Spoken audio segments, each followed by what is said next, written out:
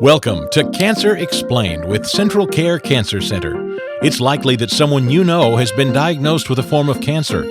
Learn more about specific cancers, their risks, signs, symptoms, and treatment options by listening to Cancer Explained. Hello and welcome to Cancer Explained with Central Care Cancer Center. My name is Leanne Powers. I'm the Marketing Director for Central Care, and with me today is Radiation Oncologist and President of Central Care, Dr. Perez-Tamayo. At Central Care Cancer Center, we are dedicated to keeping expert cancer care close to home. We have state-of-the-art facilities throughout rural Kansas and in Missouri. Whether you need radiation or chemotherapy, a second opinion, access to clinical trials and novel treatments, financial counseling, or even other supportive services, maybe for yourself or your family, Central Care is here for you. At any time, feel free to email with questions or comments. The email address is askdoctor@cccancer.com. That's askdoctor@cccancer.com. Our discussion today on Cancer Explained centers around head and neck cancers. So, Doctor, obvious question, what all is included with head and neck cancers? I mean, it's cancers that, I typically don't hear about. As far as it's not as prevalent as, let's say, colorectal, like we talked about last month, or breast cancer, that kind of thing. Well, actually, thank you very much for having me, Leanne. Actually, it's quite common and more now because of the HPV virus, which we will talk about later. Head and neck cancers or otolaryngological cancers are cancers that basically happen between your eyes all the way down to your clavicles. And so any cancer there is considered a head and neck cancer. And that's a large amount of groupings, which we can go over, but it's all anatomical. The survival is different depending on where it starts, the staging is different, and the way we treat is differently. So it is a topic that is huge and one that has many team members involved in the treatment and curability of these cancers. So what would be the most common type, I guess, of head and neck cancers? Would it be in your mouth or? Well, it used to be primarily associated with smoking or chewing tobacco. So you can imagine then the smoking was something that went into your throat. So basically throat cancers would be considered something in your glottis or your vocal cords. Or chewing tobacco in the oral cavity, or basically your tongue, your floor of mouth, the gums, the inside of your lips. Those were the most common ones. And then we have the group that we call unknown primaries, which is where the cancer is very small, the mother tumor, or where this started, and you have a growth in your neck that is a lump or a lymph node that just seems to be growing, and you go to your doctor, they do a biopsy, or they remove the node, and it happens to be a type of cancer you see between basically your eyes and down all the way down your throat into the area of the clavicles, which can start in any part there. And usually these unknown primaries are primarily small cancers in what we call the nasopharynx, or the cancers that can start up behind your nose, or they can be in the oral pharynx, which is like the tonsil, or the base of tongue. These are usually very small cancers that, for reasons that we don't know, have escaped into the lymph node system. So basically you have cancers that are either starting in your oral cavity, meaning your mouth, anything from your lips to your tonsils. Then we have the tonsils in the base of tongue, which is the oral pharynx. And if you go up into the nasopharynx, that's the area that is behind your nose, just before your eyes. You have also the sinuses, which are part of this. I didn't even think like sinuses, but I guess that's all part of it too, correct? It is, and the salivary glands as well, which is another kind of different topic altogether, and different histologies. And then you have, of course, thyroid cancer also is included in the head and neck cancers, which is another entity that is treated very differently. Then you have the larynx, which is where you find your voice box, the supraglottic larynx, which is above that. And then you have the hypopharynx below that. And then we have, of course, the oddballs, which are the esophagus that can be in your neck. The esophagus, one thinks of more around the stomach area, but there is a piece of esophagus around your neck. So it is just a gigantic topic. And so I didn't even think again about your lymph nodes that are in your neck. So, for example, if you do have a cancer in the lymph nodes, that could easily spread into other parts of your body, correct? Yes, the lymph nodes, as we've done this before, Leanne, I'm going to go over this because it is so important. They are a filtering system. So if you have something that starts, let's say, in your tonsil, it usually directly goes into something called the jugular digastric node. Jugular digastric is describing the area in your neck where this lymph node basically is. Everybody has these nodes, but when they're infected with cancer, they start growing. Jugular because it's around the jugular vein or artery, and then you have the digastric, which is a muscle basically. So it's one that is just below your jaw. And these are typically in the region of the tonsil that would go there. A cancer would go into a small duct called the lymph duct. It would travel to the lymph node and start growing there. And it is a way to fight infection mostly. If you have tonsillitis, for instance, you get these glands in your neck and they are full of bacteria, and your body goes and tells the liver and the bone marrow, hey, we need the crew that fights strep infection. And so the body makes these cells specializing in fighting a strep throat, and they come in and they clean up these bacteria. However, when it comes to cancer, it is made by your own body. It is your own cell. So it has a harder time identify them as invaders. So then it goes to the next lymph node down the chain. Let's say by your muscle, there's a muscle that is one of your strap muscles of your neck, or the sternocleidomastoid muscle technically. And thus they have lymph nodes both in the anterior portion of the muscle and in the posterior portion of the muscle. And it starts going down your neck, and then it can then go into other parts of your body, which includes your mediastinum, which are other lymph nodes. And then it can travel in your bloodstream. Would there be a common symptom for all these types of cancers for head and neck? Well, most of the head and neck cancers are not silent. You have a sore. It feels like a cold sore. Or you have a plaque, a white plaque that doesn't go away. And it is usually a premalignant condition called leukoplakia, or the sore can be a very superficial cancer that is due to an irritation, be it tobacco, be it a human papillomavirus, be it a bad denture, and it starts growing and infiltrating the region. So you have pain, but it can also be silent, especially in the sinuses. For instance, you may have sinusitis and you don't pay attention to it. It's just your normal, Kansas weather type of sinusitis, but it turns out to be more than that. Would it be hard then to distinguish, like, if I got just a sore throat or something, then it might be just a cold, or if you've got swelling or something, then it might be mumps or mono or something? Or? It is easy to distinguish because these cancers don't go away. In other words, they don't wax and wane. If you have something that gets better with Tylenol or with Advil, it's not cancer. Cancer would not touch it. And so, they're firm. It feels like you have, it could be as firm as a bean or a rock, or it could be as firm, let's say, as a piece of a pork chop. I mean, that type of meaty, density that you feel with meat. And it's not a soft but painful lymph node. It doesn't have to be painful. In fact, the lymph nodes due to cancer are not painful. They just grow, and they're there, and they're firm. Again, I'm with radiation oncologist and president of Central Care Cancer Center, Dr. Perez-Tamayo.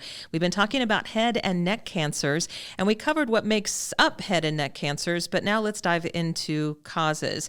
So, doctor, what would be the leading cause of head and neck cancers? Well, it used to be smoking and drinking, and now it is yet also a contributing factor, but we see more HPV positive cancers. And what is HPV? It's a human papillomavirus. It is a virus, and it usually is, there's like 4 types. P16 is one, P18, 31, 33. These are common serotypes of cancers that can cause cancers of the head and neck area. And they are and I'm going to say this because people are always surprised, they are actually venereal, meaning they are caused due to sexual contact. They are cancers that can be spread through sexual intercourse in orally, but it can also be spread through just being exposed to them with your own hand. And these are cancers that usually are involving mucosal surfaces. The mucosa is a covering, the covering of your mouth, could be the covering of your eye, could be the covering of your sinuses, the covering of your esophagus, in between your nail and your finger. Those are coverings. And they attack the basal membrane, and then they start making your cells there grow without being checked. And this is what can be the cancers of due to HPV, which interestingly enough usually have a better outcome with treatment, even when they're more advanced. In fact, these days they come into play in the staging before a stage 4 cancer that was due to lymph nodes and involvement. If it's HPV, can go all the way down to 3 and stage 2, because these cancers are more susceptible to the treatments. So having it be HPV is not necessarily a bad thing. It means actually that the cancer is more curable, but it is the pathology of it, how it got there is different. And these are usually the cancers where you have the contact with the HPV, which is the oral cavity. So where would that be? Usually the tonsils, the base of tongue. Those are the most common. But it can be even your esophagus. In fact, is very common because you swallow your saliva, and once you have these viruses, they can go down your throat, they can go up your throat. I mean, they are what we call a field effect. And every part of your oral cavity or oral pharynx or any part of your head neck area down as it goes down can be susceptible to becoming exposed or inoculated by these viruses. And in my practice, I would say a third, if not a half, of the cancers of the head and neck are due to HPV. But interestingly enough, and this is why, what is the greater number of men to women for HPV is actually 3 to 1. Is that right? It is. I was just going to ask you who is be more susceptible to. Yes, 3 to 1. And you would say, well, that's interesting. And I have my own theory, and I won't say why, but I think, the why the men versus the women are more susceptible to HPV, I think it has to do with washing your hands. Men, wash your hands, please. Really, Please. truly, it's just like with the COVID, we are being reminded that we live in a world of viruses and bacteria, and we have to be careful. So not only alcohol, tobacco products, all tobacco products, vaping, chewing tobacco, that kind of thing could be a cause, but HPV. But what about even occupational exposures to if you're in construction or anything? There's a lot of carcinogens floating around that can cause it. They are not the most common, but you can have even some of the farmers that deal with the roundups or the different products that have arsenic in it, for instance, can be susceptible to getting cancers because of the irritation or even bad fitting dentures. So What? yes, so it is not a cancer can be caused by irritation of some sort. Could it be mechanically? Could it be chemical? Could it be bacterial or viral? Yes. So please, if anybody is hearing me out there, please remember that not taking care of your teeth has lots of consequences. And when it comes to treatment of the head and neck cancers, your teeth become one of the big variables in how you're treated and what needs to be done. So as you probably have been reading in other places, if you don't take care of your teeth, you can get meningitis and other diseases.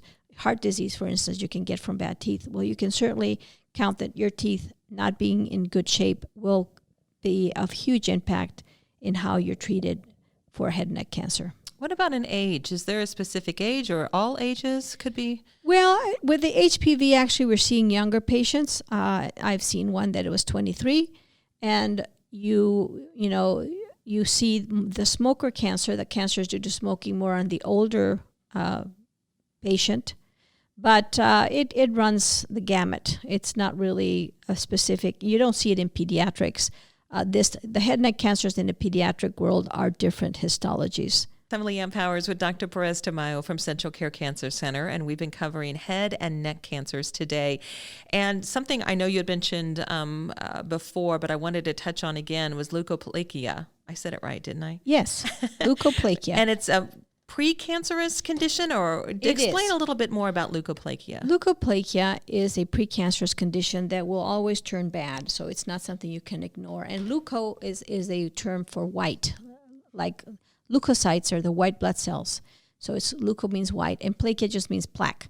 So you're seeing these plaques. They can be small or they can be large, and it looks like if you have very dry skin and you scratch at that white kind of look to your skin, it looks like you have that inside your mouth. And it could be under your tongue, it could be in your gums or your cheek, and it doesn't go away.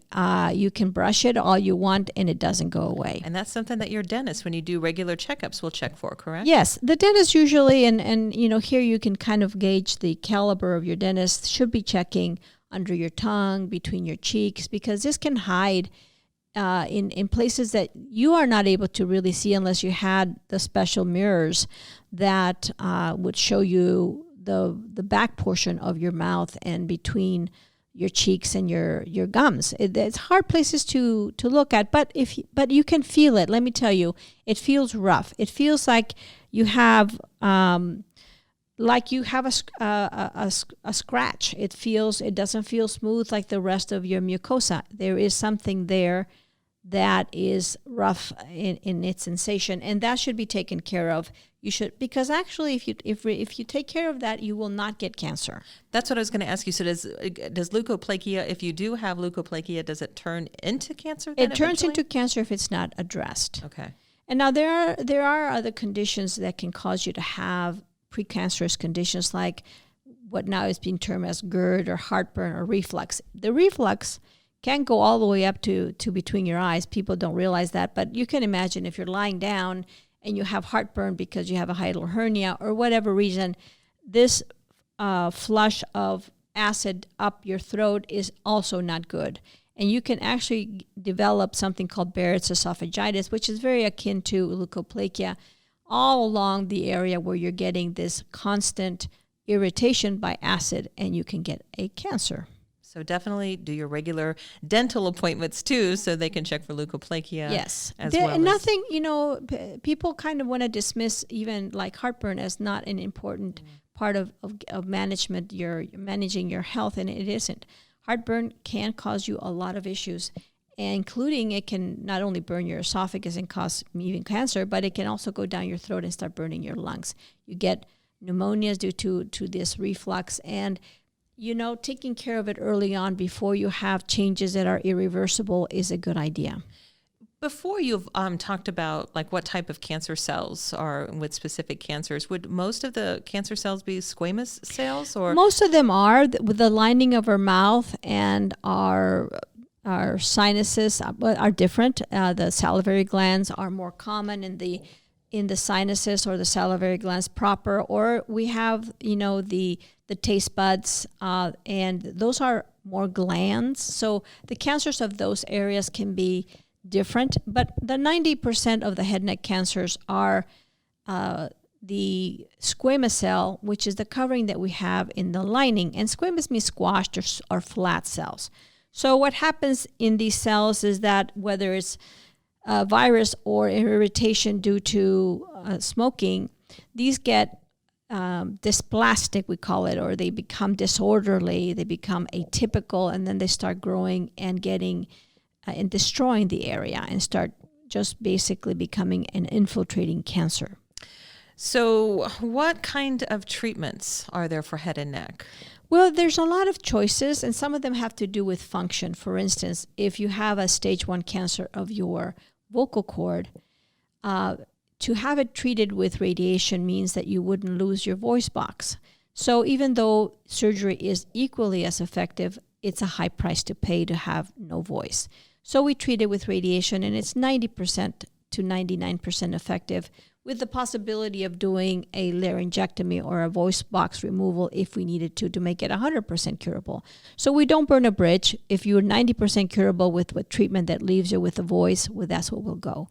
There are some cancers, like for instance of the tonsil, whose spread is not accessible to surgery. Why is that? Is because the lymph nodes that spread into the back of your throat, the retropharyngeal nodes, are not accessible to a surgical procedure, since they're basically in front of your spinal bone. So these cancers are never treated solely with surgery or even surgery alone. So we have to combine the efforts with maybe removal if necessary, and definitely radiation and chemotherapy if there is lymph nodes involved, because we have to treat every part where this can go. It can go locally, meaning the tonsil, regionally, meaning the lymph nodes of the region or of the whole site, and it can be systemic, meaning it can go into the bloodstream. These the lymphatics and the blood supply of the tonsils is very rich, so they tend to spread faster than other places. There are some places, for instance, the base of tongue, or it's a triangle right above your last molar on the bottom, that are very, very difficult to treat because there's not a lot of blood supply in those areas. And so sometimes we have to join all the forces, removal and then treatment with radiation and chemotherapy, because these are highly curable cancers, but their approach is differently, and the side effects, what you're left with to deal with, is, depending on the anatomy. We are made in such a way that the tongue, for instance, has just two sources of blood supply, and they are in the back of your throat. So if you have those two blood supply areas compromised by cancer, let's say of the base of tongue, where you have the nodule in the one side, but it's crossing to the other, the whole tongue has to be removed. There's no way of just taking a piece of it. Wow. When I think, of course, head and neck cancers, I know that it's all the mouth, inside the mouth, everything, the larynx, and like you said, between the sinuses and behind the nose. But would this ever spread to the brain, since it's right there? Yes. In fact, the nasopharyngeal cancers, and these are more common in children, are often seen in the brain because it's just a small a quarter of an inch and you're in the brain, but they're highly curable even if they're in the brain. So the location, some people, and this goes also with cancers that spread to the brain, sometimes people think, oh gosh, this is in the brain, it's no longer curative or no longer possibly to control, and that's the opposite. Actually, the brain may be one of the less difficult organs to control versus the liver. Now, the liver is serious. The brain, you would think that's more serious, but no. One quick question, too, about even like survival rate. Is it pretty high with head and neck cancers? Very high, even for stage 4 and stage 3 cancers. That's why I urge people to bear with the treatment. The treatment is harsh. It's one of the harshest because it's a busy area. We swallow, we breathe, we eat. Our saliva is one of the first digestive juices. So it starts basically digesting our own tissue. So it is a very harsh treatment because of the soreness. And again, the field effect. Please remember that if you have a cancer due to a virus, all your mouth, all your tissues were exposed. So it's going to respond to the treatment and it will feel like you're on fire inside. But it's temporary. If you have a curative result, which is most of the cases. In fact, in some cases, I have yet to see one failure, even for a stage 3 and stage 4 cancer in 40 years. But it is a rigorous course. And you need to not give up because you are going to end up with a good result. It may require a gastric tube or we call it a PEG tube or a J tube to sustain you during the treatment, a temporary measure to make sure that you're hydrated and you're eating. But that's a small price to pay for a curative treatment that you will be able to live a normal life once you finish your whole course. Will it ever come back? No, when we're talking curative, we're talking curative. And since we address all your lining, it means you start anew. Now, if you're exposing yourself again to cigarettes or HPV, yeah, you can get it again, no doubt about it. And if you let it go too far, it may not be curable. If it starts getting into tissues where it becomes fixed to your bones in your neck or your other parts of your thyroid cartilage and your strap muscles of your neck, or it goes into the bloodstream, that's a more serious situation. And usually the treatment is just so that you can have symptom-free time, because this cancer, if everything was just let go, and I often have this question, what if I don't do anything? Well, unfortunately, this is one of those cancers that can take you for years with a lot of deficit, because your neck is right there. So what happens, you start getting problems breathing, and then you can't breathe. You have to have some kind of stoma. You can't swallow, so you have to have a way of feeding. And then the worst scenario is it goes into your spine and you become quadriplegic. And you don't die. So don't let it go. Highly curable. Anything else you want to add? Well, I think the one thing is if somebody if has an issue of the head neck area and you're feeling like you're not getting anywhere because they've done biopsies and nothing has turned out, come and see us, because it could be that one extra pair of eyes that could make the difference in making sure that this is not something that needs to be taken care of. Thank you so much, Dr. Perez-Tamayo. We appreciate you taking the time to listen to Cancer Explained with Central Care Cancer Center. With facilities throughout rural Kansas and in Missouri, Central Care offers complete cancer care, all under one roof, so there's no need to travel far for the best care. Whether you need radiation or chemotherapy, access to clinical trials and novel treatments, financial counseling, or even other supportive services for yourself or your family, Central Care Cancer Center is here for you. You have a choice. Bringing expert care to you is an important component in the success of your outcome. Being surrounded by your family and friends, that could be the factor that elevates your treatment. Feel free to reach out by calling 800-592-5110, 800-592-5110, or you can visit us online at cccancer.com. You can always send an email, though, too, to askdoctor@cccancer.com. For Dr. Perez-Tamayo and all of our amazing providers and nurses, I'm Leanne Powers. Thank you for listening to Cancer Explained with Central Care Cancer Center. You've been listening to Cancer Explained with Central Care Cancer Center, offering expert cancer care that's close to home. Central Care Cancer Center has clinics throughout Kansas and in Missouri. Central Care Cancer Center, online, cccancer.com.